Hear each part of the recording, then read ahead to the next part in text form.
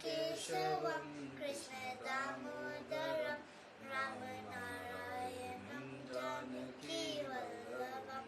कौन कहते हैं भगवान आते नहीं, तुम मीरा के जैसे बुलाते नहीं। अच्युतं केशवं कृष्ण दामोदरं रामनारायणं जानकी वल्लभं। कौन कहते हैं भगवान खाते नहीं, तुम बैर सबरी के जैसे खिलाते नहीं। अच्युतं केशवं कृष्ण दामोदरं रामनारायणं जानकी वल्लभं। कहते हैं भगवान नाचते नहीं, कौन कहते हैं भगवान नाचते नहीं। तुम गोपियों की तरह नचाते नहीं। अच्युतं केशवं कृष्ण दामोदरं रामनारायणं जानकी वल्लभं। कौन कहते हैं भगवान सोते नहीं, कौन कहते हैं भगवान सोते नहीं। तुम यशोदा के जैसे सुलाते नहीं। अच्युतं केशवं कृष्ण दामोदरं रामनारायणं जानकी वल्लभं।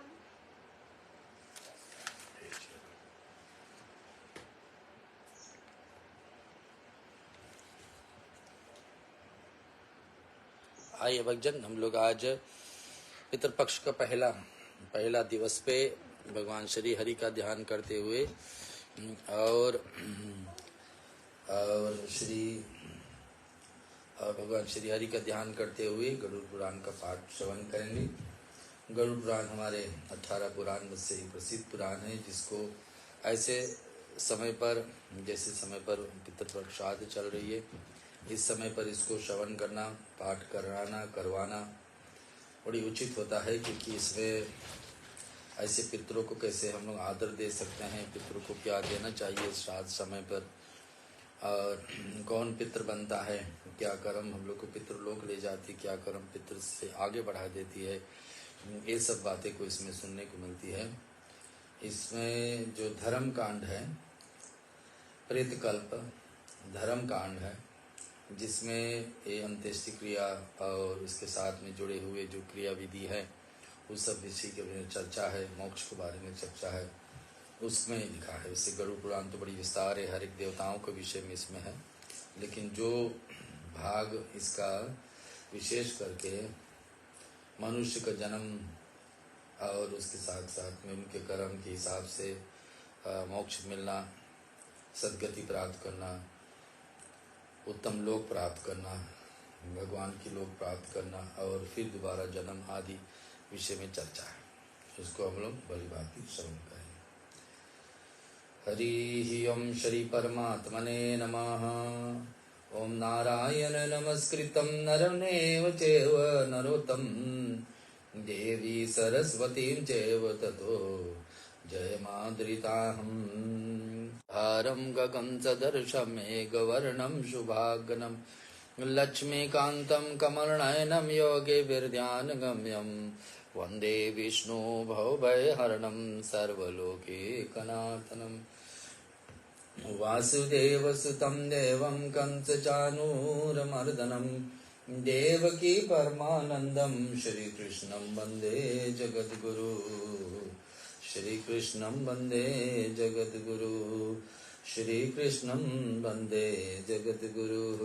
श्रीराम रमेति रमेति रामे मनोरमे सहस्रां ततुल्यं राम नाम वर्णानि। अयोध्या मथुरा वाया काशी कांची अवंतिका पुरी द्वारावती गंगा सप्तते मोक्षदायका। हम श्री भगवान ने पुण्य कहा कि हे, जो गीता में भगवान ने ज्ञान दिए वो गरुड़ पुराण में भी आई है। श्लोक है, कर्मणां मनसा वाचा सर्वभूतेषु सर्वदा हिंसा विहारको धर्म हिंसां परम सुखम। इसमें है भगवान के वचन। जब भगवान अर्जुन को समझा रहे थे भागवत गीता महाभारत का कुरुक्षेत्र में कि बताएं कि यम नियम आसन प्राणायाम प्रत्याहार ध्यान धारणा तथा समाधि ये अष्ट योग मुक्ति के लिए कहा गया है।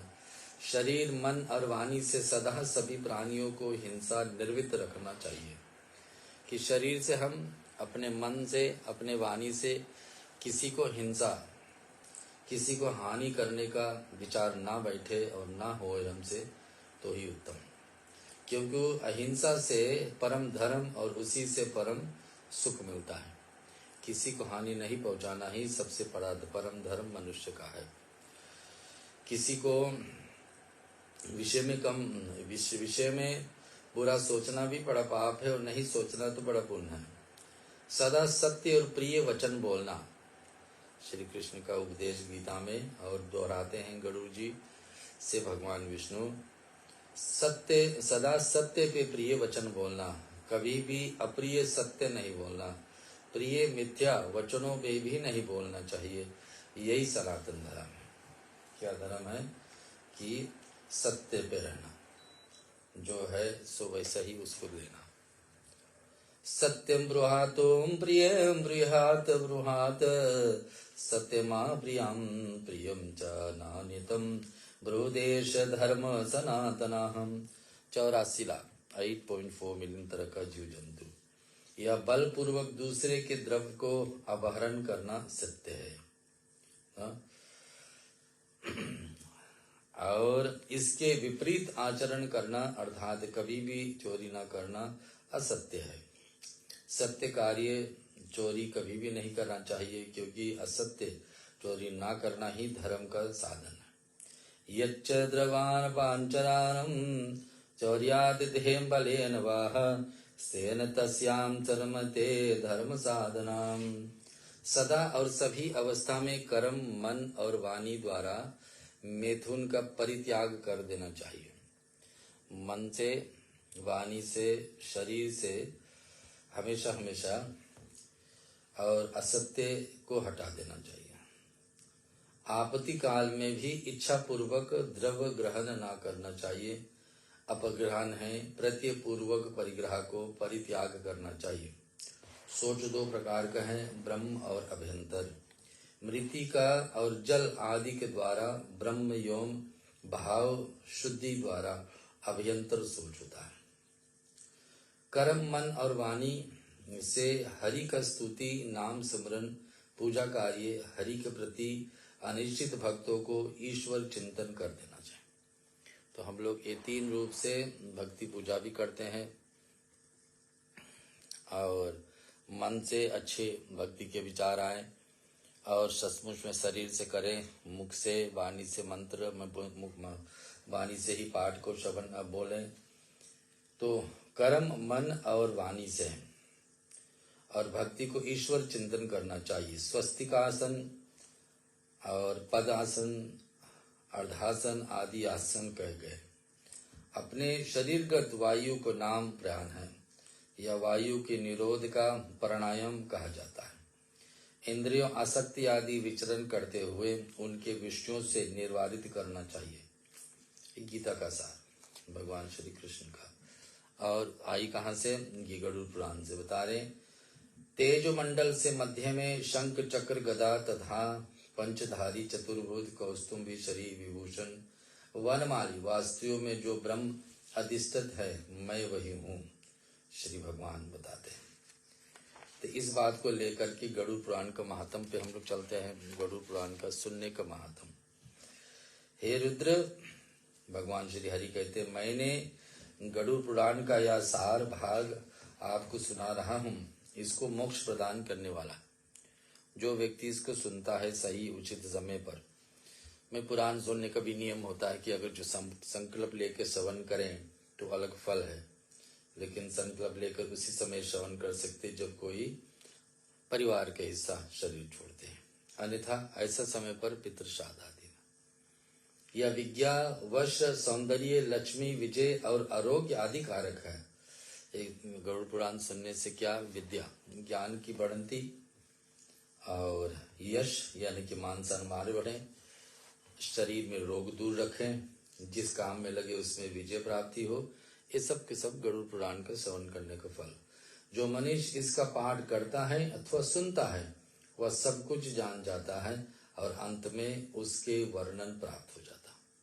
जो मनुष्य इसके सुने तो उसके लिए क्या सुनना अथवा पाठ करवाता है वह सब कुछ जान जाता है और अंत में उसके स्वर्ग प्राप्ति हो जाती है। ये भगवान श्री हरि बता रहे हैं। ब्रह्मा जी ने कहा कि हे व्यास जी, मैंने मुक्ति प्रदायक ऐसे महापुराण को भगवान विष्णु से सुना। भगवान विष्णु ने ब्रह्मा जी बता रहे कि उनसे हम सुने हैं। व्यास जी कहे सूत जी, भगवान विष्णु इस महापुण्य दालन गरुड़ पुराण को सुन करके ब्रह्मा जी को दक्ष प्रजापति नारद तथा हम सभी को सुनाया था। गरुड़ पुराण में जो लिखा, स्वयं उस पर प्रातपर ब्रह्म ध्यान करते हुए वैष्णव पद को प्राप्त कर लेता है। जो कोई गरुड़ पुराण का पाठ सुनता है अथवा मनन करता है अथवा इसको पाठ सुनवाता है किसी से माने संकल्प लेकर के, तो उसको वैष्णव पद यानी भगवान श्री हरि का विचार भक्ति सर्वश्रेष्ठ पुराण में सुनाया जाता है, जिसे सुनकर के सर्वज्ञ बना व्यक्ति अपने अभिष्ट को प्राप्त कर लेता है। ऐसा व्यक्ति जो जीते जी गरुड़ पुराण श्रवण कर लेता है उसको दूसरा जन्म का बात नहीं होती है, माने उसको कभी नरक नहीं जाना पड़ेगा, देवलोक जाएंगे। भगवान विष्णु गरुड़ जी का सारद भाग सुनाया था, इसलिए यह गरुड़ जी के लिए कथित सारथ्य गरुड़ महापुराण के नाम से हो गया। गरुड़ जी का प्रसंग ऐसा था जो पूछते थे एक एक वचन कि भगवान मनुष्य जन्म क्यों लेते हैं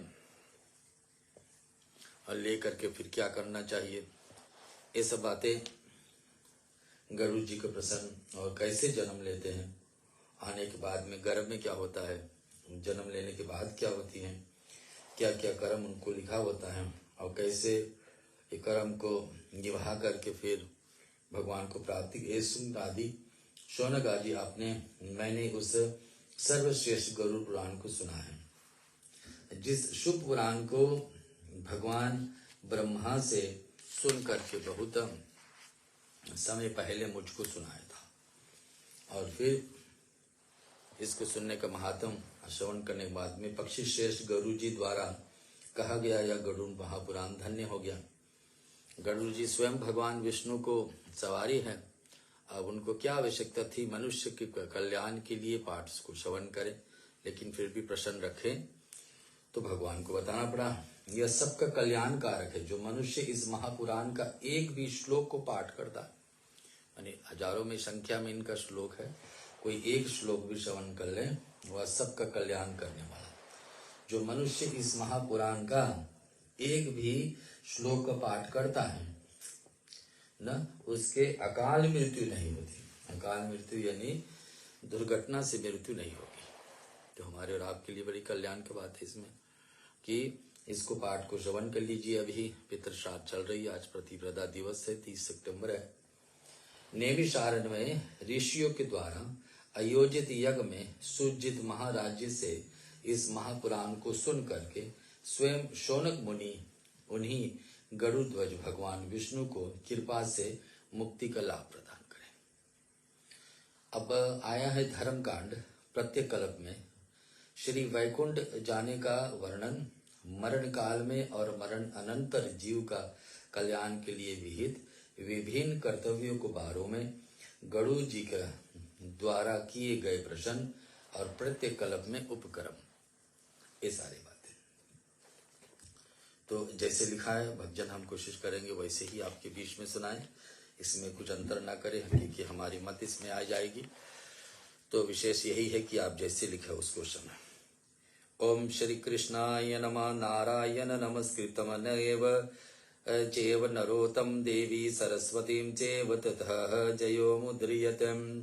धर्मधीरवदहमूलो वेद सकंद पुराण शाखा ढीर क्रतु सुमो कुसुमो मोक्ष फल मधुसूदनम पाद्यम जायति नेमिषे नेमिषेत्रे ऋषिये शौनकादि सत्र स्वर्गादि लोकाये सहस्त्र समासात।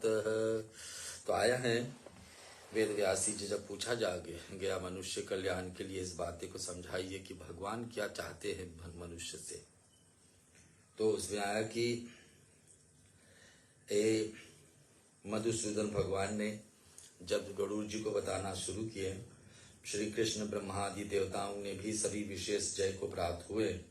मधुसूदन रूप वृक्ष को मूल धर्म से जिससे और ढिर गया है, पवन आदि कोई भी शक्तियां इसको हिला नहीं सकती।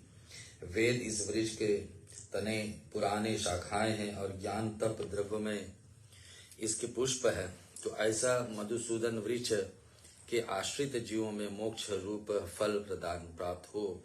यह कथा आरंभ में नैमिषारण्य में हुई। नैमिषारण्य आज के जमाना में सीतापुर यानी लखनऊ के पास में है।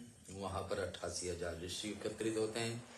ऋषियों ने स्वर्ग प्राप्ति, मोक्ष प्राप्ति, देवलोक प्राप्ति हेतु 1000 वर्ष तक नियम लेकर के अपकरण आरंभ किए। उसी बीच में प्रश्न उठे सूत जी से कि चलिए नेम तो चल रहा है एक तरफ, दूसरे तब एक कथा का भी लाभ लिया जाए। तायेग दातु मुन्यम प्रातुः मुहुतागणे सत्यकृतं सुतमासिनां प्रचेतृमादामादरात्। ऋषि उवाच कथित भवतां सम्यगे देवमार्गे सुखप्रदाम् इंद्राणी श्रोतमेच्छामो यम मार्गम भयप्रदाम्। एक समय प्रातःकाल सुबह सुबह उठ करके समस्त ऋषि और पवित्र अग्निहोत्र ऋषिगण जो हर दिन प्रतिदिन हवन करने वाले उठ करके और वहां पर सूत जी को महाराज को परम सत्कार दिए, उनसे प्रसन्न किए। और ऋषि बोले कि हे सूत जी, आप सुख देने वाले देवताओं को प्रकाश का में मार्ग का भली भांति वर्णन किए हैं। माने भक्ति वाले रास्ता तो आप बहुत भारी हम बताए हैं। अब कृपा बताइए कि जो व्यक्ति भक्ति नहीं कर पाए तो उसको क्या दशा होती है। तथा संसार दुखानि तत्कलेश क्षये साधनम ये कामुष्काहं कलेशानम यथो वृत्तां महर्षि सुतुवाच। शिनधमो विवक्त्याम यम मार्गम सुदगरम सुखद पुण्यशीलतां पापिनां दुखदायकम। साय ही संसार का साथ ही संसार का दुख तथा और दुखों का नाश करने का उपाय बताइए। सूत जी से प्रश्न है ऋषि मुनियों के द्वारा। और ये भी बताइए कि आते इन 3 वर्णन को कीजिए। यथा कि सूत जी कहने लगे कि ऋषि महात्माओं अत्यंत दुर्गम यम का मार्ग है, सुनाता हूं। पापी लोगों को क्या मार्ग है? यम मार्ग। भक्तों लोगों को क्या मार्ग है? देव मार्ग है। देवताओं के पास सीधे जाने का रास्ता खोल लेते। जो व्यक्ति धर्म पे चला है, 2 व्यक्ति कर्तव्य को पालन किए हैं गीता अनुसार, और जो व्यक्ति और लोगों को ऊपर कष्ट दे करके जीवन नहीं जिए हैं, धर्म पर चलने वाला, कर्म को ठीक रखने वाला व्यक्ति को देव मार्ग मिलता है शरीर छोड़ने के बाद। अन्य अनेक और लोगों को यम मार्ग पर जाना पड़ेगा। यम मार्ग पर गए तो फिर दुखदायी है। सुनियो, पुण्य आत्मा पुरुष के लिए सुखदायक और पापों के लिए बड़ा अत्यंत। जो पुण्य किया होगा तो ये पाठ को श्रवण करेगा तो उसको लगेगा ये तो हमारे ऊपर नहीं लागू, क्योंकि हमने जीवन में कितने सारे परम क्रम किए। ये गलती करने वाला व्यक्ति को लगेगा ये तो मेरे ऊपर लागू, क्योंकि मुझे यम मार्ग पकड़ना पड़ेगा। यथा श्री विष्णुआं प्रोक्ते वेदायं पृच्छते तथैव कश्यापि सहते सनातम व कदाचित् सुखमासीनं श्री वैकुंठे श्री हरि गुरुं विंतावंतो भूत्वा प्रवृच्य विंता सुख। ऐसा है कि प्रश्न की एक बार गरुड़ जी ने विष्णु भगवान से किया था कि भगवान मुझे मनुष्य के कल्याण के लिए जरा बताइए कि उनके मृत्यु के बाद में क्या होता है और कैसे उनको सद्गति प्राप्त हो सकता है अच्छे कर्म को। गरुड़ुवाच भक्ति मार्गो बहुविधि कथित भवतं मम तथा कथितां देव भक्तानां गति गरुताम् आधुनां श्रोतुमिच्छामि यम मार्ग भयङ्करम् तवदीत भक्तिं विमुख खानां च तदेव गमनम श्रुतम्। गरुड़ जी बोले, भगवान आपको भक्ति मार्ग का विधिवत वर्णन कर दिया हूँ हे देव, भक्त जनों की उत्तम गति तो मैं सुना चुका हूं बार बार ना। जो व्यक्ति भक्ति में है, जो व्यक्ति भगवान की शरण में है, भगवान की आराधना पूजन हर दिन नित्य दिन पालन करते हैं, किया हुआ कर्तव्य को पालन करते हैं, उनके लिए मुक्ति का मार्ग खुली जाती है। अब मैं उस भयानक यम मार्ग को सुनाता हूं जिस पर आपकी भक्ति की विमुख, जिसमें भक्ति जिस व्यक्ति के जीवन में नहीं है, उनका जीव को गमन होता है, ऐसा सुन लीजिए। तो गरुड़ जी से भगवान विष्णु, हे प्रभु, आपका नाम जप अत्यंत सुगम है। गरुड़ जी कहते, भगवान आपका नाम ही जप करने से कितनी सुगम है। नाम देने वाले वाणी को अपने अधीन है और फिर यम मार्ग के बचाने वाले आपके नाम को नरादम नहीं लेते हैं और नरक में पड़ते नहीं। ऐसे पुरुष को बार बार धिक्कार है। पहले भगवान से गरुड़ जी कह दे कि भगवान, जो आपका नाम लेके आपके शरण में, आपका नाम लेकर शरण छोड़ते हैं, जो आपका नाम नित्य लेते हैं, भजन कीर्तन भगवान की मंत्र जाप करते हैं, उनके लिए तो कल्याण है ही। इसी कारण से भगवान, पापियों को जो गति होती है और यम मार्ग में जाते समय पाप आत्मा को किस प्रकार से दुख कठिन सहन करना पड़ता है, उनका बारे में बताइए। गरुड़ जी का प्रश्न ही ऐसा कि वो जानना है कि पापियों लोगों को क्या दशा। शुभ कर्म किए हैं तो फिर चिंता लेने का है ही नहीं, क्योंकि सीधे सीधे भगवान का मार्ग रास्ता खुली है। श्री गरुड़वाच, श्री भगवान बोलते हैं, हे भगवान बोले, हे पक्षीराज, सुनिए, मैं तुम्हें यम मार्ग की पाप आत्मा को जिस प्रकार गमन होता है उसके विषय में बताता हूँ। नरक में जाते हैं उसको सुनाता हूँ। पापी आत्मा तो अपने गड्ढे अपने आप खोद लेते हैं। जो सुनने वाला को अत्यंत भयंकर लगेगा। जो व्यक्ति पाप किया ना, उसके जीवन में सुनने के बड़ा डर आएगा अपने आप से, और कहेगा कि हे तार्क्ष, जो पुरुष दया धर्म एवं वर्णाश्रम धर्म से रहित होकर सदा पाप किया है, जो पुरुष दया नहीं किया। हम लोग चाहिए जो दीन दुखिया है उनके ऊपर दया करे। जो अपने पास कुछ है दूसरे के पास नहीं है और आप सामर्थ्य देने में, तो मदद करना चाहिए। जो दया नहीं किया है, धर्म पे नहीं चले हैं, मनुष्य जैसा जन्म नहीं, मनुष्य जैसा जीवन नहीं जिए और से रहित है ऐसे कर्मों से, तो पाप लगेगा। दुष्ट पुरुषों का संग करते हैं, श्रेष्ठ शास्त्र को, पुराणों, वेद पुराण को, आज्ञाओं को सदा विमुख रहते हैं। जैसे पुराणों में लिखा है, जैसे रामायण में आए, जैसे गीता में, उसके हमेशा विमुख रहेंगे, बताएंगे ऐसा नहीं, उसको विरोधी ही करते रहेंगे। ऐसे लोगों के विषय में क्या होता है, आत्मनाम संभाविताम स्तंभाम धनमानसम दान्त्याम असुरभावमापनाम देवी सब्दी वर्जिता हम अनेक चित्र विभाता मोजालम समावृताम प्रत्ययम काम भोगेषु पतर्यंत सुचे। आया है कि आपने अपने आप को मानिए समझकर करते हैं। जो अपने आप में मानते कि अपने जो करते हैं वही ठीक है, दूसरे का निंदा नहीं। अभिमान करते हैं, काम क्रोध लोभ आदि के कारण आसुरी वृत्ति में पड़े रहते हैं। काम क्रोध लोभ, काम क्या है, इच्छाएं, संसार की इच्छाएं। जितना करते रहोगे उतना संसार में ही लिप्त रहोगे। जितना संसार में लिप्त रहोगे उतना कम समय मिलेगा भक्ति के मार्ग को खोलने के लिए। लोभ लालच जितना है उसमें संतुष्ट नहीं, और चाहिए क्यों चाहिए, क्योंकि अभी जितना है उतना ठीक नहीं लग रहा है, तो इसे ज्यादा आएगा तो उसके साथ दुख जुड़े आएंगे। तो लालच आदि कारण आसुरी वृत्ति पैदा करता है। आसुरी यानी कि लालच पैदा करेगा, तो लालच में आप चाहते रहोगे ज्यादा से ज्यादा। इतना है फिर भी उतना संतुष्ट नहीं ज्यादा। पराई स्त्रियों में, पराई धनों में हरण करने के लिए विचित्र होकर के अनेकों प्रकार के उपाय सोचते रहते हैं। पापी लोग को लक्षण क्या है, भगवान बताते कि जो अपने पास नहीं है दूसरे के पास है, उनको उनसे लेने के लिए, अच्छा उनसे उठाने के लिए, उनके जैसा होने के जैसे इच्छाएं भरे रखते हैं। स्त्री पुत्र कलत्र आदि की मोह ममता में पड़े रहना। माने स्त्री के साथ जीवन चल रही है, ठीक है, पुत्र के साथ परिवार के साथ जीवन चल, लेकिन उसी उनकी ममता में अपना भक्ति कमजोर कर ले, उनके ममता में आगे अपने बड़े भगवान के भक्ति नहीं कर पाए, क्योंकि बच्चों का ममता, परिवार का ममता आपको घींच घींच के पीछे कर रहे, ये ठीक नहीं। काम भोग की सिवा जिन्हें अन्य ने कुछ भी नहीं सूझता है, जिसको कामनाएं को यानी इच्छाएं को, सभी को इच्छा रखना अच्छी बात है, लेकिन इच्छाएं इतना नहीं रखना कि आपके भक्ति में बाधा डालने लगे। और भोग नहीं संसार के सुख में इतना नहीं लिप्त रहना कि आपको और कुछ करने ही नहीं दे, भगवान के भक्ति में बाधा डाले। जिसको कामनाएं और भोग की सिवा जिन्हें अच्छा अन्य कुछ भी नहीं सोचता है, वह पाप आत्मा अपवित्र नरक में गिरेंगे। श्री कृष्ण भगवान श्री विष्णु का वाणी गरुड़ जी से पितृपक्ष में मैं सुना रहा हूँ उपदेश के रूप में।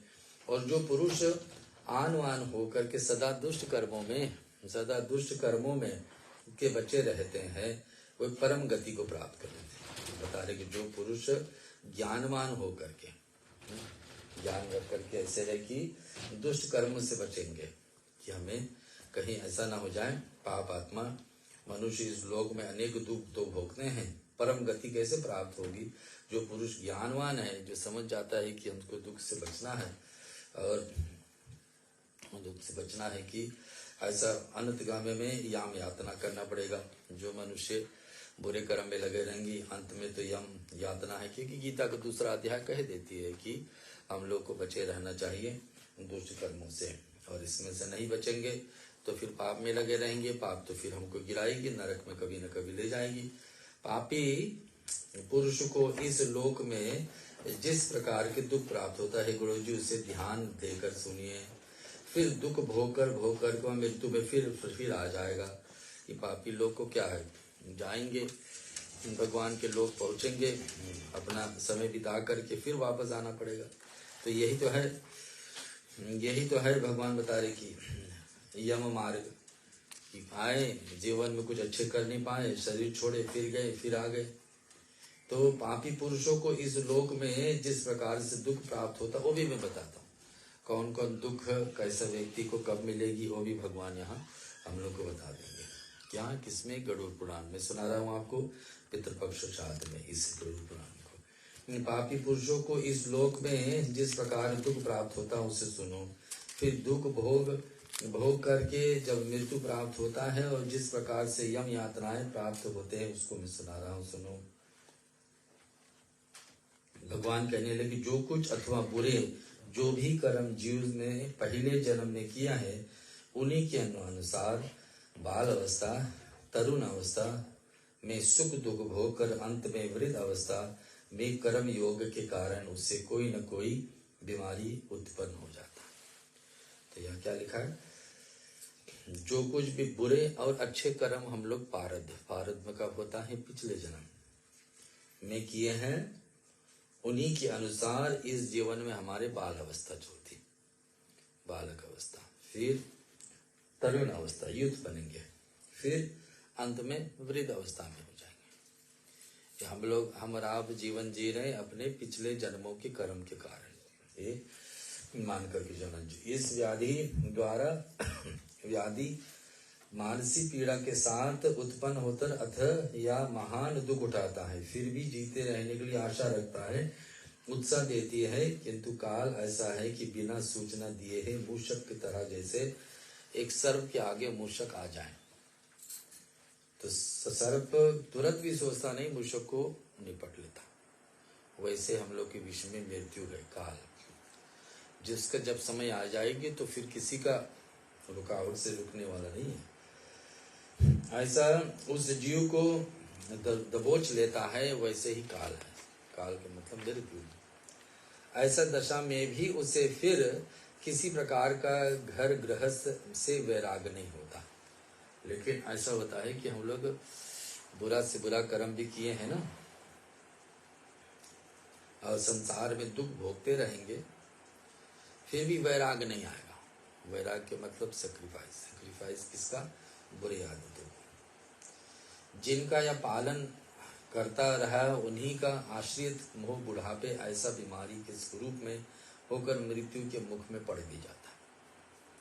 तो जीवन जैसे हम लोग जिए उसी प्रकार से अंत में मृत्यु आ ही जाता। और एक छोटे से भोजन के लिए तरसेंगे, अंत में अपमान भी सहन करना पड़ेगा, चाहे उसे रोटी के टुकड़े बीमारियों के कारण उससे पचता नहीं हो, खाना पीना चलना फिरना सब कम हो गया हो, वायु की दवा लेने पर भी आंखें निश्चल हो जाते हैं, कब के बढ़ जाते हैं, इसी फिर भी वो आशा रखता है जीने के लिए।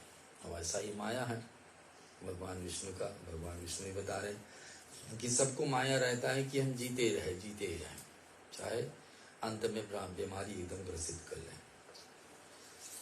और खांसी श्वास चलने से परिश्रम, कंठ पर की घुर घुर के शब्द होने लगता है। शोक सप्तम बंधु बांधुओं से घिरा हुआ काल के जाल में पड़कर उन बंधुओं को बोलने एवं कुछ पूछने पर बोल भी नहीं सकते हैं, जिससे समस्त आयु अपने कुटुंब के पालन में लगा दी। पूरे उम्र किसमें? परिवार को पालन पोषण करने लगा दिए।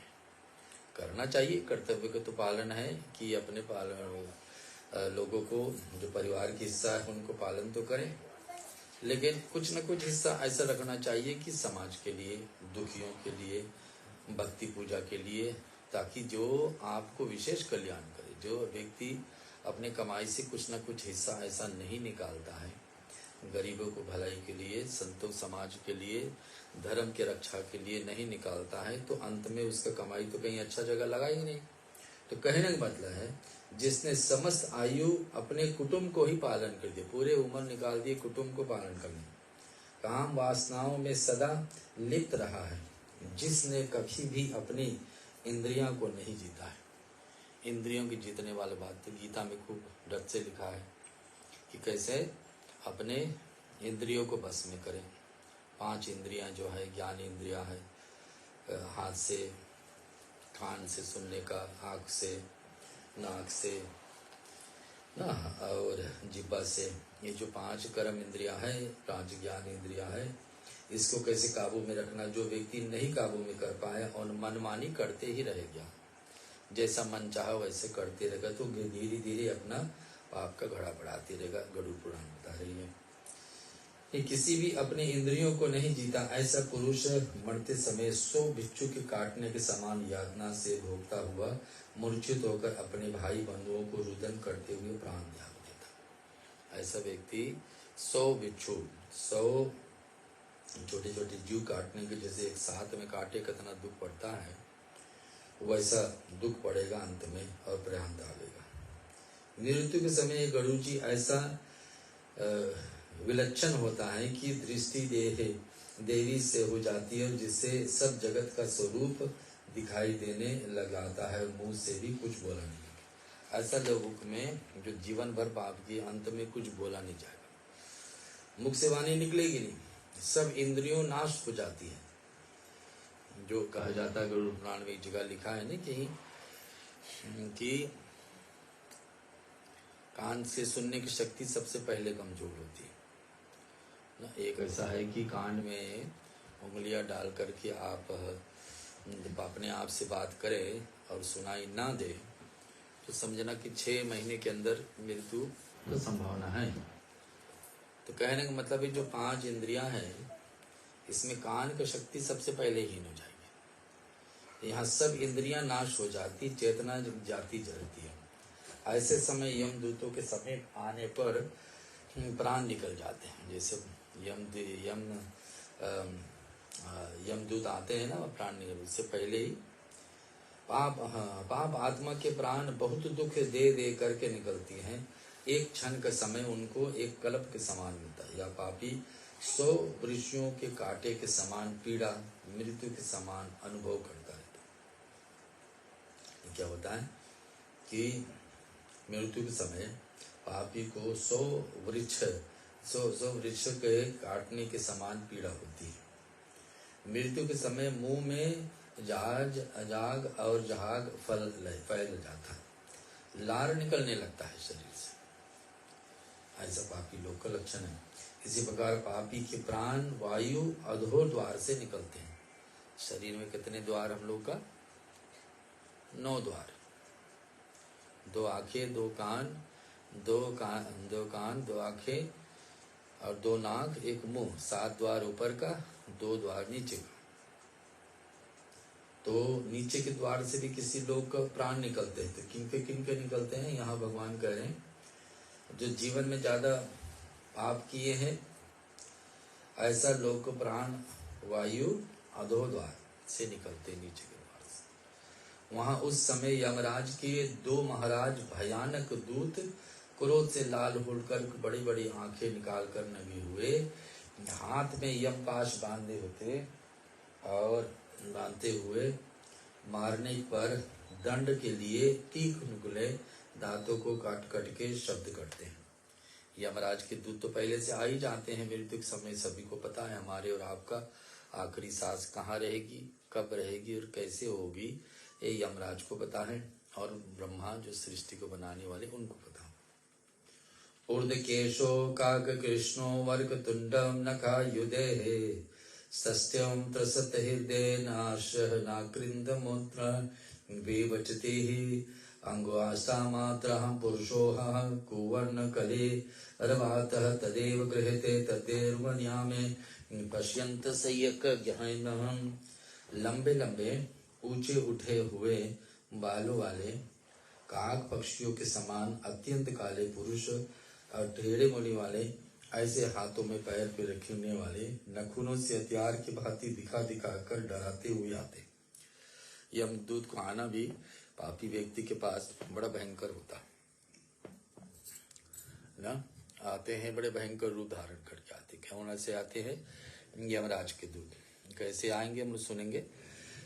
आएंगे तो बड़ी दुख, हृदय में अत्यंत डर लग जाता है, और डर के मारे जो व्यक्ति के प्राण ले आएंगे उसका पेशाब आजीवी हो जाती। उस समय अंगूठे के समान जीव का हाहाकार करता हुआ ज्यों ही शरीर से निकलता है, वह झट उसे दोनों यमदूत पकड़ लेते हैं। ज्यों ही आत्मा और शरीर अलग होती, पापी आत्मा के विषय में बता रहे। एक तो बता रहे कि ऊर्ध्व द्वार से उनका अधोद्वार से उनका शरीर छूटेगी, और फिर जब निकलती है तो यमदूत उसको पकड़ लेते हैं तुरंत, और महान दुख का छुटकारा दिलाने के लिए व्याकुल होते, किंतु कोई उसे छुड़ा दे देता है। मृत्यु और काल तो हर एक समय हर एक व्यक्ति का आता ही आएगा, तो उससे बचाने वाले कोई नहीं, क्योंकि ब्रह्मा ने जब उतने उम्र आपको दिए हैं पिछले जन्मों का कर्म अनुसार, तो उससे ज्यादा कहाँ से प्राप्त होगा।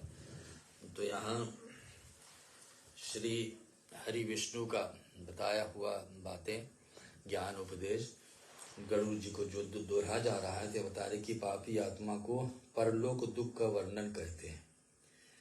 तब उस पापी जीव को यम यातना भोगने योग्य शरीर मिल जाता है, तो उनको तुरंत ही एक शरीर मिलता है जिसमें यम यातनाओं करना पड़ेगा। यम लोग जाकर के यातनाएं को सहन करना पड़ेगा, शरीर छोड़े ही ऐसा ही मिल जाता, जिससे प्रवेश करते ही वो झट यमदूत बलपूर्वक उसको बांध लेते हैं, और यमदूत उसको ले लेते हैं फिर, और हाथ में पाश लेकर चले पड़ते हैं। दंड की उच्च पीते हुए राजपुरुषों सिपाहियों की भांति उसको ले जाते हैं। मार्ग में उसके थक जाने पर उनको कोई चिंता नहीं, बल्कि वे उसे खूब पीटते ही ले जाएंगे। यमदूत कहते हैं कि अरे पापी दुष्ट आत्मा, शीघ्र ही चल, हम तुम्हें यमालय ले जाएंगे। तो यमदूत पापी लोगों को सीधे ही यहाँ शरीर छोड़ेगा, उनका दूसरा शरीर दिलवा करके, शरीर तो एक छूट गई, आत्मा नया शरीर प्रवेश करके और यमलोक चल जाते। वहां पर तुझे कुंभी पाक आदि नरकों में पटका जाएगा। नरकों का भी अलग अलग भाग है, जिसका वर्णन आगे हम सुनेंगे। यमदूतों ने ऐसा कठोर वचन सुनकर यम अपने भाई बंधुओं को रुदन सुनकर वह पाप आत्मा ऊंची आवाज में हाहाकार करने लगता है। जब उनकी परिवार की हिस्सा को लोग रोएंगे ना, और यमदूत का वचन सुनेगा, तो व्यक्ति ऊपर के यमदूतों को ताड़ना सुनेगा। यमराज के दूतों का वचन सुनकर, बंधु जन का रोदन सुन करके ऊंचे स्वर में विलाप करती हुई वती तब 3 की यमदूत ताड़ना देते हैं। दोनों यमदूत को ताड़ना तर्जना के उस पाप आत्मा के हृदय में फट जाता है और खूब कांपता है कि मैंने मनुष्य शरीर पा करके भी अच्छे मार्ग नहीं अपना पाए। रास्ते में बड़े बड़े सियार जानवर जैसे काटने से दुख होता है, वैसा उसको दुख को अनुभव करना पड़ता है। पापी आत्मा का वर्णन है गरुड़ पुराण का पहला अध्याय में। आज हम लोग हैं धर्म कांड में है। शीघ्र ही प्रचलम दुस्तामनम यस्यासीतो यमालेहम कुंभीपाकादि नरकस्तं नया बोध में चितम योमवाच सताः शृणं बंधुताम रुदिनं तथा उन्हें हो ये तम विलाटीर तम के राहम। तो रास्ते में बड़े बड़े जानवर को काटने से जैसे दुख होता है वैसा इनको अनुभव होता है।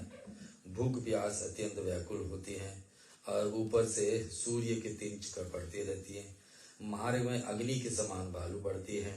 मार्ग में विश्राम की जगह तो कहीं है ही नहीं, क्योंकि पाप के अनुसार कैसा कदम कदम पर गिर पड़ते हैं, यही कदम कदम पर मूर्छित भी होते हैं। शिव भगवान का वचन है। फिर उठ खड़ा होकर के इस प्रकार बस पापी जीव के फिर अंधकार यम मार्ग पर यम लोग ले जाते हैं। और यमदूत 66 योजन का रास्ता पर तक हर कर उस पापी जीव को 3 या 2 मुहूर्तों के यमलोक में खींच के ले आते हैं। 3 या 4 मुहूर्त में पहुंचा देते हैं यमलोक। वहां पर पहुंचकर वे दूत उसको अत्यंत घोर नरक में यातनाएं दिखाते हैं, क्योंकि यमदूत लेके गए हैं तो उसको दिखाएंगे कि आपको क्या क्या दुख सहन करना पड़ेगा। याद रहे, एक शरीर तो यहाँ छूट गई, अब दूसरा शरीर यमदूतों के द्वारा दिया गया। आत्मा गई, ये शरीर छूट गई, और तीसरा क्या, अब नया शरीर आई है, उसमें बैठ करके तब वह पाप आत्मा पुरुष बहुत भयानक यम मार्ग यम यात्राओं को देख करके यमराज की आज्ञा से यमदूतों को द्वारा आकाश मार्ग में फिर मुहूर्त मात्र के लिए तत्काल घर लौट आता। मैंने थोड़े दिन का है उनको निवास वहां यम मार्ग में, फिर लौट करके अपने शरीर पर उनके शरीर के पास लाकर छोड़ देते। कौन? यमदूत। घर में वासनाओं से उससे जकड़े रहते हैं और उनमें बंधा हुआ वह जीव अपने घर आकर फिर शरीर में प्रवेश करना चाहता। जीवात्मा जो छूटे हैं, आत्मा और शरीर अलग हुई है।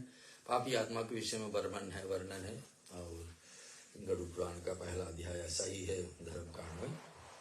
किंतु यमदूत उसे रस्सी से बांध लेते हैं और हिलने पर भी नहीं देते हैं।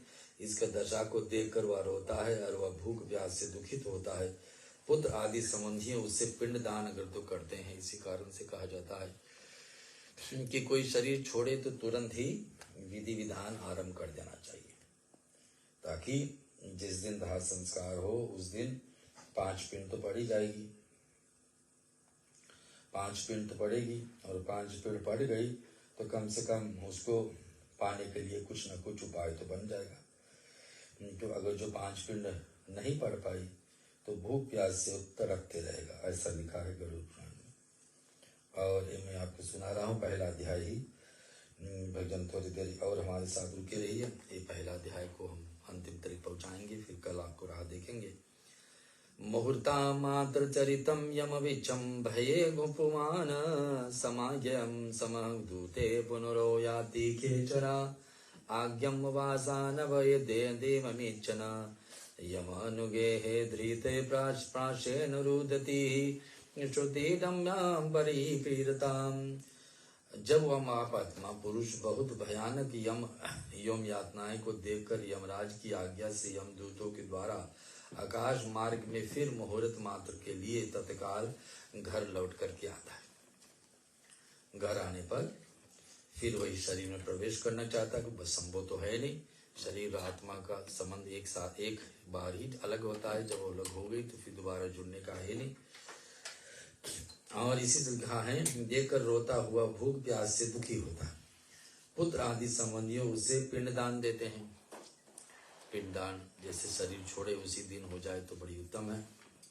अंत समय वह का दान वर्ष भर के पिंड, श्राद्ध, जलांजलियों आदि कुछ भी पाप आत्मा जीव के तृप्त नहीं करा पाएगी। लेकिन पापी आत्मा के लिए पिंडदान हो, तर्पण हो, जल आदि हो, उनके नाम से दान हो, फिर भी तृप्ति उतना तरीके नहीं करा पाएगी जितना उनका पाप, जितना उनको कष्ट सहना है उनका पाप अनुसार। इसलिए गुरु जी वे पापी पिंड दान आदि ना पाकर भूख और व्याकुल होकर यमलोक को चले जाते।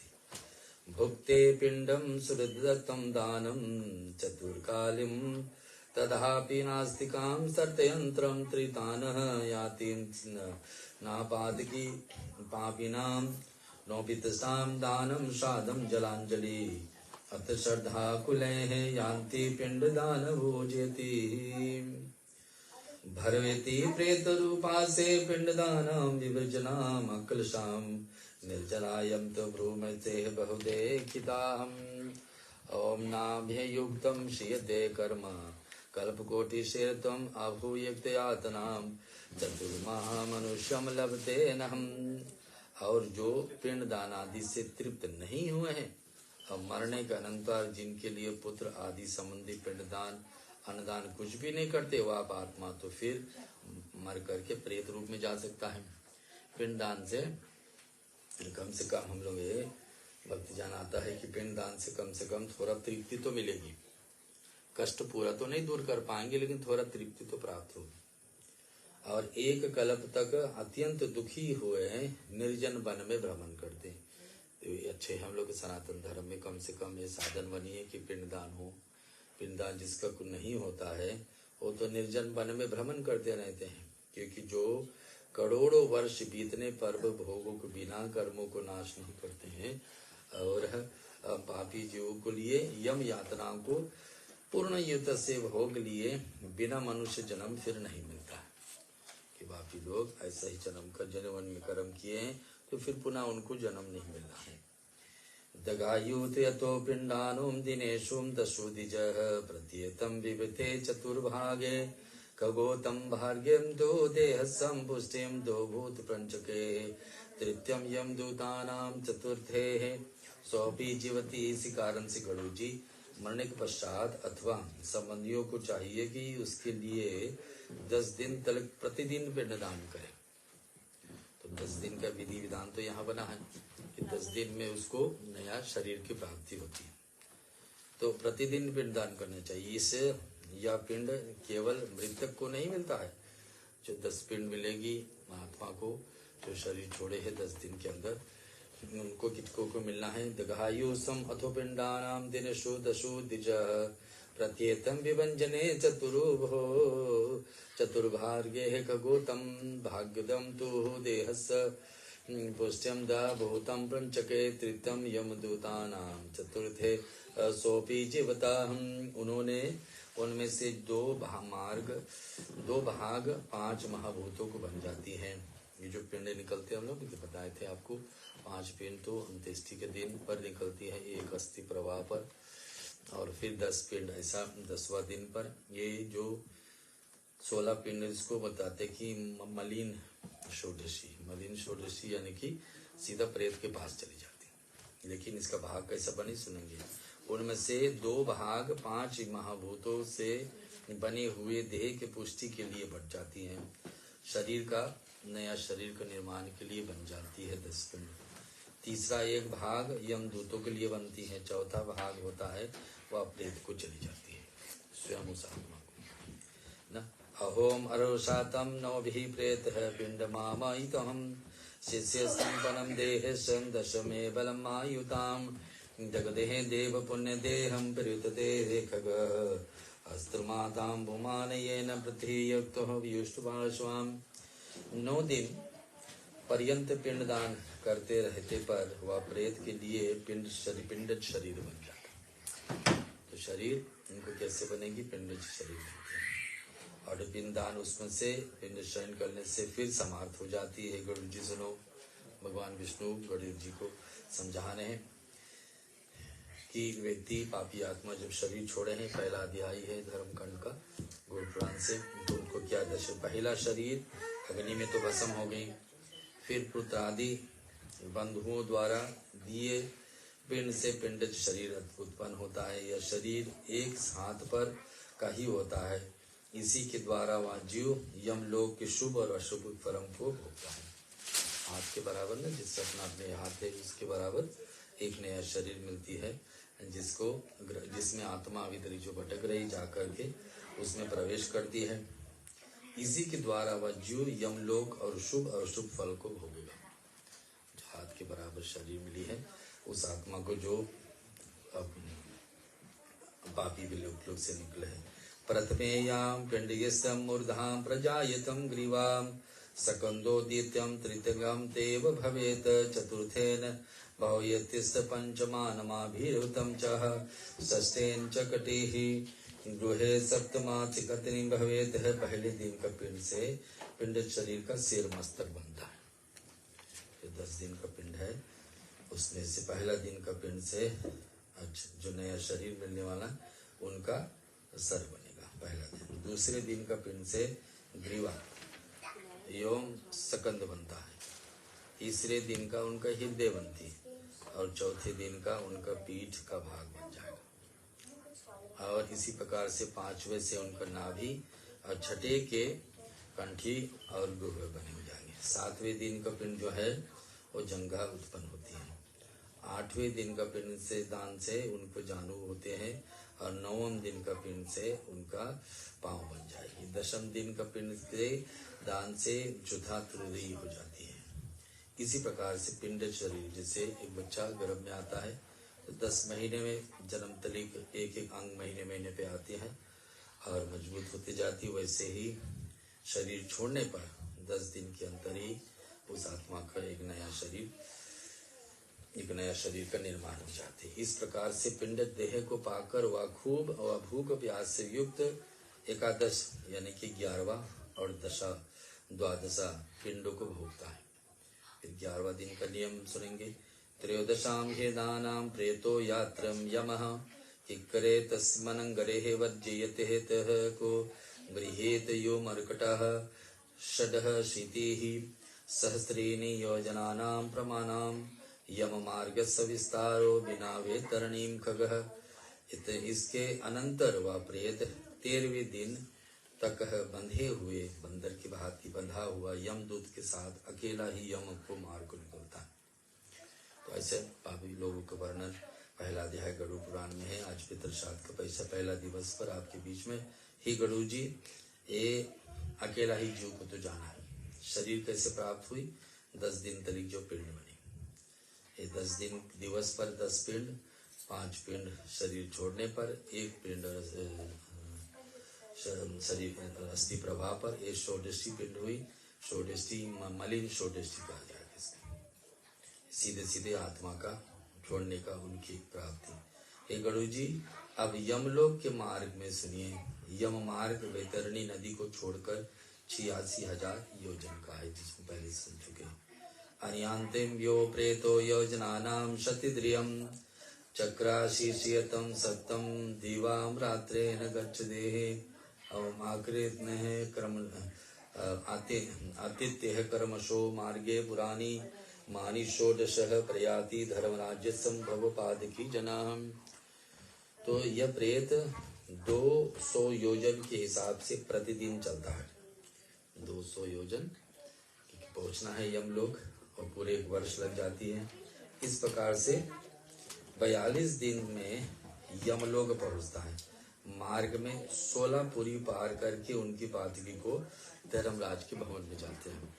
भक्तजन, आपके बीच में मैं सुना रहा हूँ षोडशी पिंड की चर्चा, और इसमें भगवान श्री नारायण का जैसे चर्चा आपके द्वारा यह मार्ग में 16 पुरी पार करके वह पादकी धर्मराज के भवन में जाता है।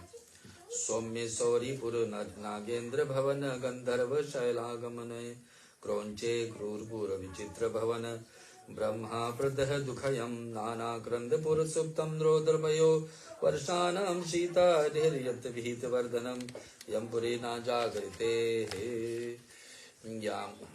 अब आया है 16 पुरियों के वर्णन। भाग में मार्ग में जो ये 16 पुरी है उनको पार करके फिर आगे बढ़ेंगे और उन 16 पुरियों को नाम सुनते हैं।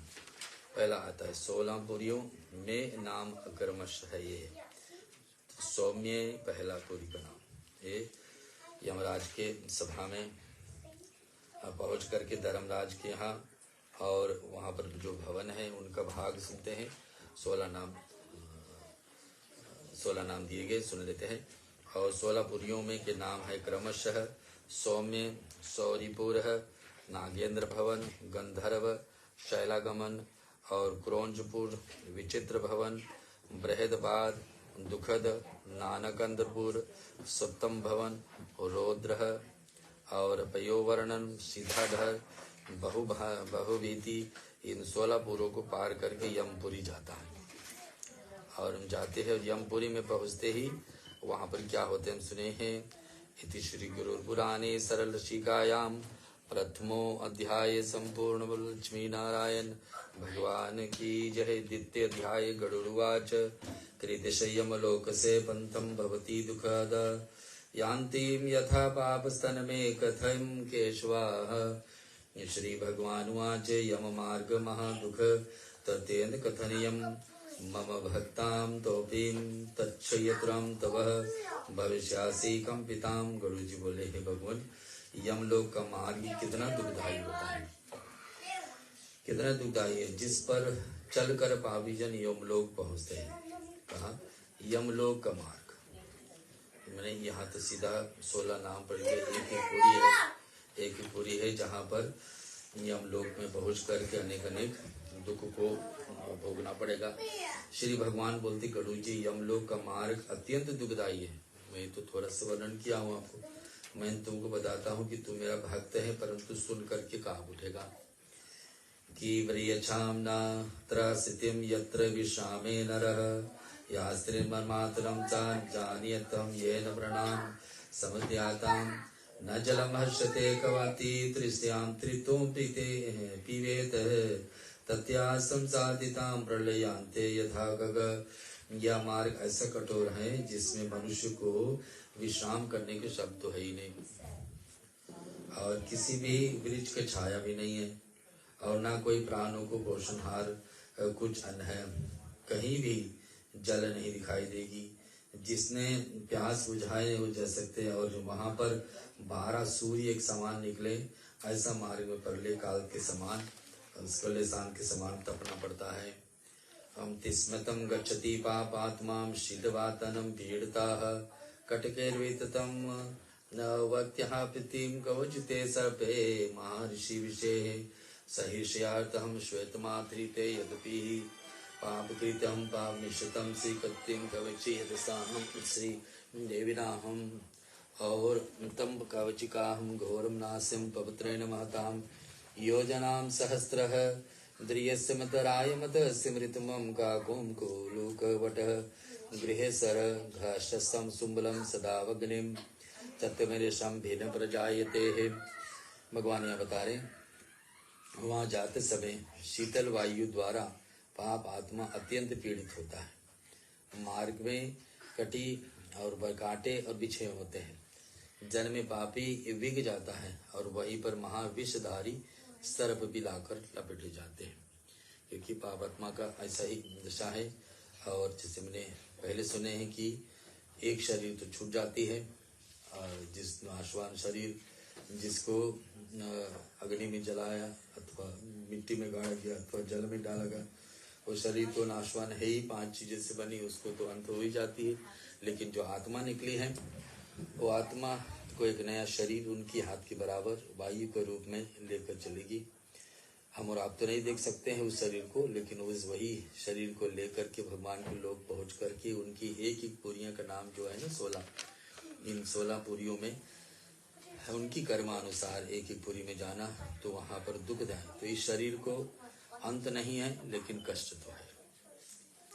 और फिर कहीं बड़े सिंह याग्र होते हैं, कहीं श्वान आकर उसके मांस वटियां करते हैं, और ये बड़े बड़े वृक्ष का काट देते हैं। नहीं पर वन में भड़कती हुई दावगनी जल जाती है। आगे जल करके वहाँ महाघोर घोर अत्यंत बिहड़ बन जाता है। वहाँ 2000 योजन लंबा चौड़ा वृक्षों के समान तलवार की तरह बने होते हैं, और उन वन में बड़े बड़े चोंच वाले काग, उलूक, वट, गीद आदि भयानक पक्षी होते हैं। तो एक एक और लोग के विषय में वर्णन है यहाँ पर। आए हम लोग सुनेंगे कहाँ पर आगे चल कर के महाघोर एवं अत्यंत बिहड़ वन में पहुँचते हैं, और वहाँ पर वृक्षों से मक्खियाँ उड़ती हुई पाप आत्मा को काटते हैं। उन वन में अग्नि में जलता हुआ और तलवार के पत्ते द्वारा प्रेत छीन भिन्न हो जाते हैं।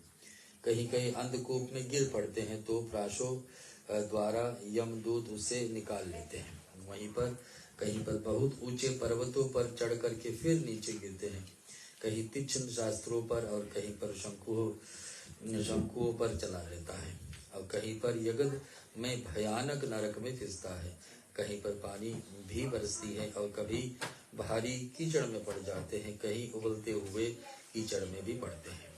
तो नरकों का वर्णन भगवान श्री विष्णु गरुड़ जी से बता रहे कि सुने महाभाग, आप लोगों ने जो प्रश्न किया है कि मनुष्य जन्म के साथ जुड़ा हुआ ऐसा प्रारब्ध के कारण जो जीवन जिए हैं और उसके हिसाब से जो शरीर छोड़े हैं, फिर उसको गति पापी आत्मा जो पुण्य के कुछ भी अपना नहीं पाए उसको क्या गति होती है वो मैं सुनाए आपको। पहला अध्याय में चल रहे हैं। देव असुर वर्ग द्वारा पूजित श्याम वर्णन सुंदर कांति सुशोभित राजीव लोचन भगवान विष्णु को पार्षद विराजमान रहने पर जिनके शरीर पित्त वासन मनोहर वासनों से विभूत है। एक गरुड़ जी वह देखा कि श्री हरि झूले पर विराजमान है। सखियों के द्वारा स्तुत लक्ष्मी भी झूले सीधे तो भगवान की स्तुति कर रहे हैं।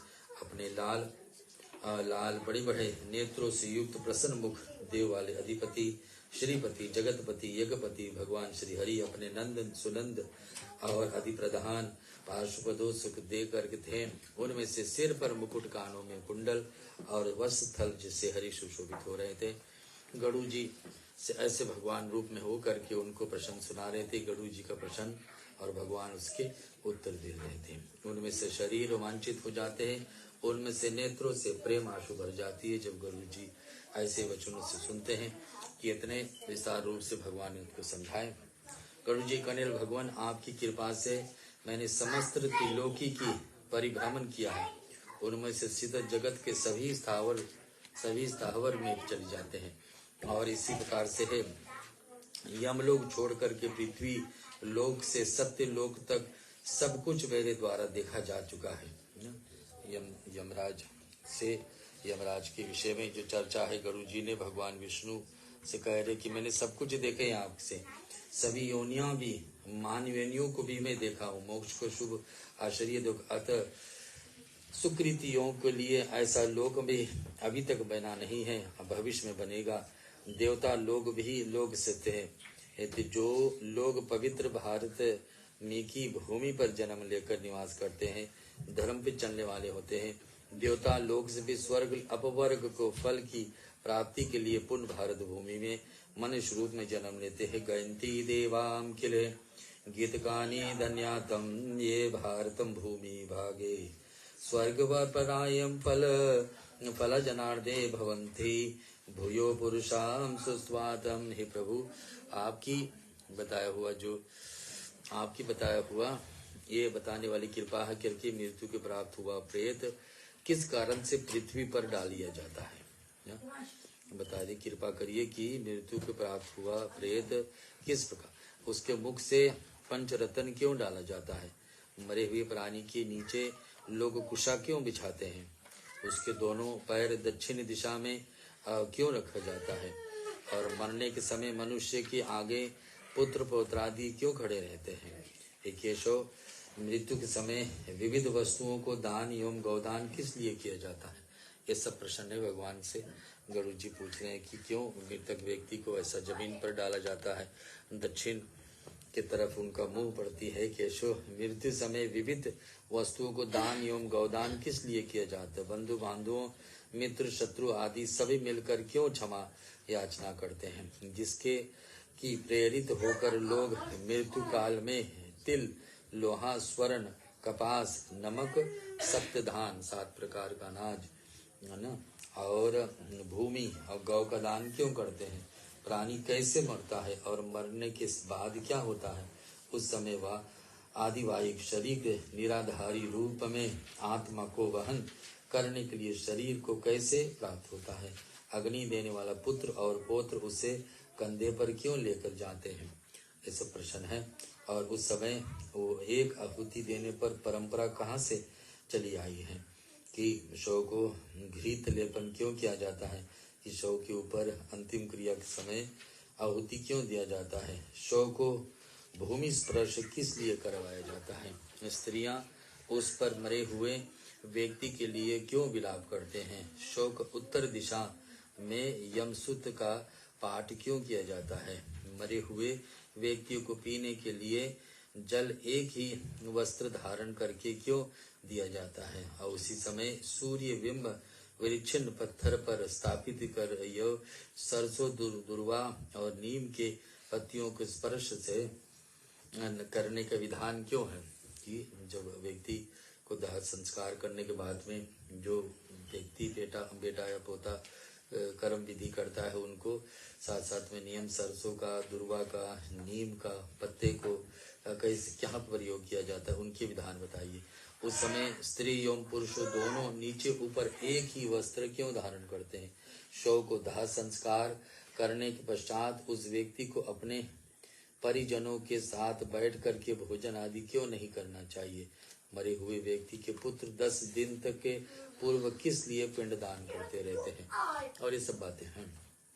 आज जब तुरे वेदी पर पके हुए मिट्टी के पात्र में दूध क्यों रखा जाता है, रस्सी के से बंधे हुए 3 काष्ठ तिगोनिया के ऊपर रात्रि में गांव से चौराहा एकांत में वर्ष पर्यंत प्रतिदिन दीपक जलाया जाता है।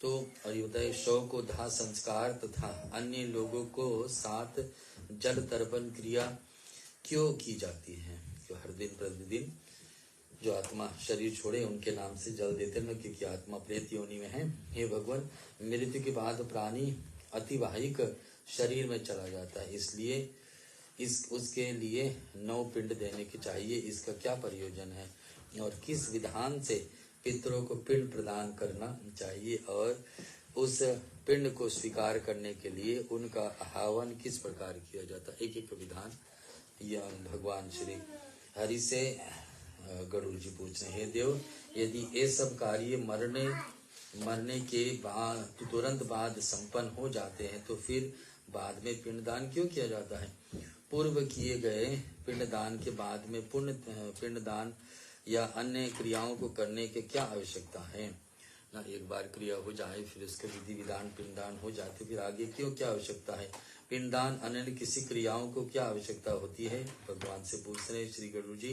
दाह संस्कार के बाद अस्थियां संजम और घट फोड़ने का विधान क्या है, घट फोड़ना चाहिए, घट में भी डालकर अस्थियां को प्रभा करें, और अस्थियां को संजय क्यों करना चाहिए। दूसरे दिन और चौथे दिन संगीन द्विज के स्नान के विधान है। 10वें दिन सभी परिजनों को साथ शुद्धि के लिए स्नान किया जाना चाहिए। 10वें दिन तेल एवं उपटन प्रयोग क्यों किया जाता है, उस तेल में उपटन प्रयोग से भी क्यों विशाल जलाशय के तट पर होना अपेक्षित है, इसका क्या कारण है। 10वें दिन पिंडदान क्यों करना चाहिए। 11 दिन निश्वत सर्ग आदि में सहित पिंडदान करने का क्या प्रयोजन है। 11वें दिन पर भी पिंडदान का नियम है, उसके विषय में प्रश्न। और पात्र, पादुका, छत्र, वस्त्र तथा अंगूठी आदि वस्तुओं को दान क्यों दिया जाता है। 13वें दिन पददान क्यों किया जाता है। वर्ष पर्यंत 16 श्राद्ध क्यों किया जाता है तथा 360 सानिंद घट क्यों लिए जाते हैं। प्रीत तृप्ति के लिए प्रीति दिन अन्न से भरे हुए एक घट दान क्यों किया जाता है। इसी प्रकार से विधान में भगवान विष्णु से पूछते हैं अनेक प्रश्न गरुड़ जी, इसका उत्तर हम लोग कल समझेंगे। हे प्रभु, मनुष्य अनित्य है और समय आने पर वह भी मरता है, किंतु उस छिद्र को नहीं देख पाता है जिससे जीव निकल जाता है ना। तो जहाँ से आत्मा निकलती है, जीव निकल जाती है, उसको मनुष्य को ही नहीं पता चलती। कहा प्राणी के शरीर में सिद्धत किस छिद्र को पृथ्वी, जल, मन, तेज और वायु, आकाश निकलते हैं ना। किस छिद्र से, किसके छिद्र से। और मनुष्य के शरीर से अग्नि तत्व निकल जाती है, जल तत्व चली जाती है, पृथ्वी तल चल जाती है, तेज यानी अग्नि चली जाती है और वायु। हे जनार्दन, इस शरीर में सिद्धत जो 5 कर्म इंद्रियां हैं और 5 ज्ञान इंद्रियां हैं तथा 5 वायु इंद्रियां हैं, ये सब कहाँ से निकल आते हैं। लोभ, मोह, तृष्णा, काम और अहंकार रूपी जो 5 चोर शरीर हैं वो कहाँ से निकलती हैं। तो ये सारे प्रश्न भगवान के सामने हैं। हे माधव, प्राणी अपने जीवन काल में पुण्य अथवा पाप जो कुछ भी कर्म करता है, नाना प्रकार के दान देता है, वे सभी शरीर के नष्ट हो जाने पर उसके साथ कैसे चले जाते हैं। तो शरीर तो नष्ट होगी, लेकिन किए हुए पाप और पुण्य उसके साथ जाती है। इसके विषय में भगवान के सामने प्रश्न।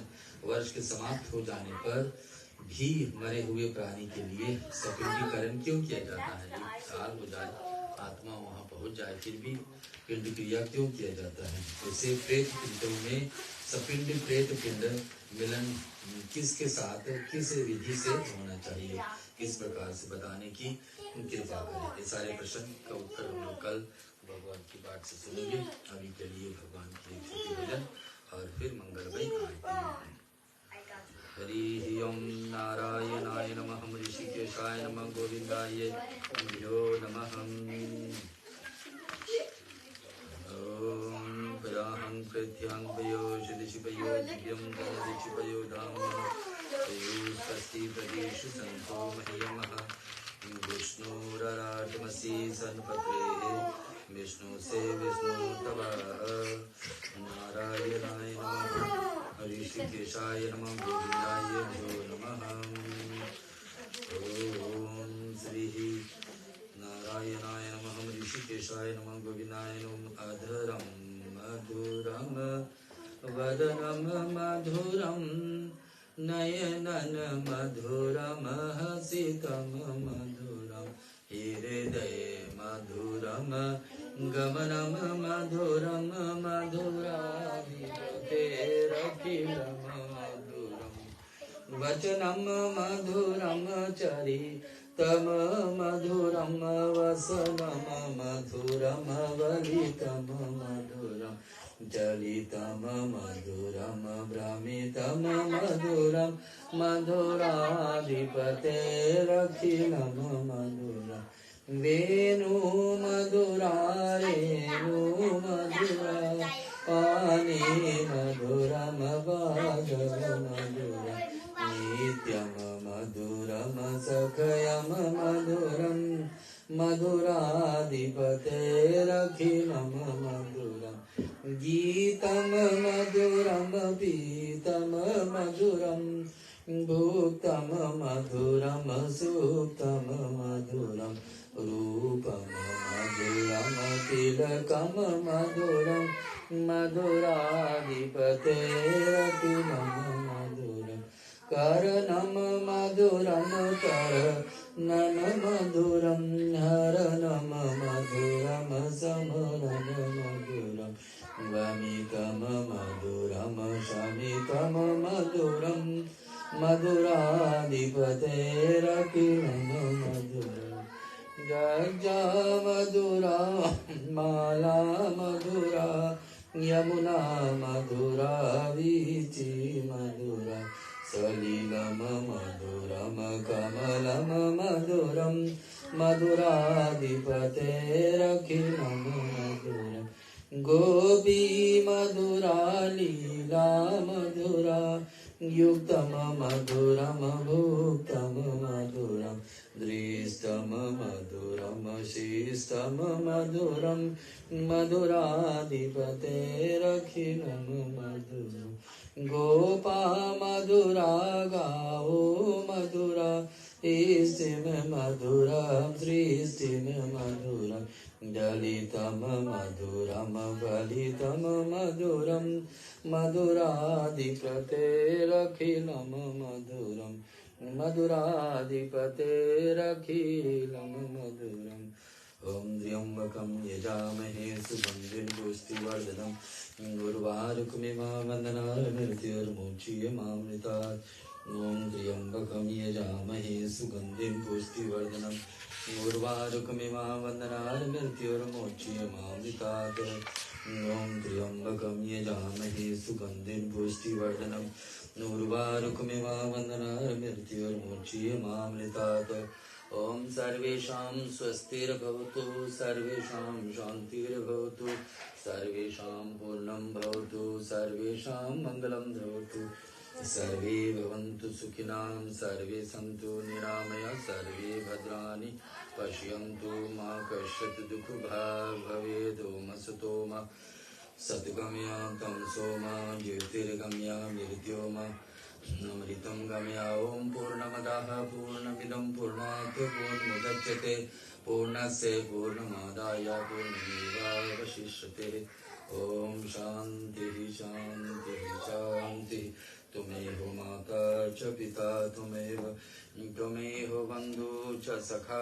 त्वमेव विज्ञाद्रविणं त्वमेव सर्वं मम देव कायेन वाचा मनसेन्द्रियर्वा बुद्ध्यात्मना प्रकृतिस्वभाव करोमि यद् सकलं परस्मै नारायणायेति समर्पयामि सदाशिवायेति समर्पयामि जगदम्बिकायेति समर्पयामि। जना जोड़ने के लिए सभी को धन्यवाद, कोटि कोटि प्रणाम।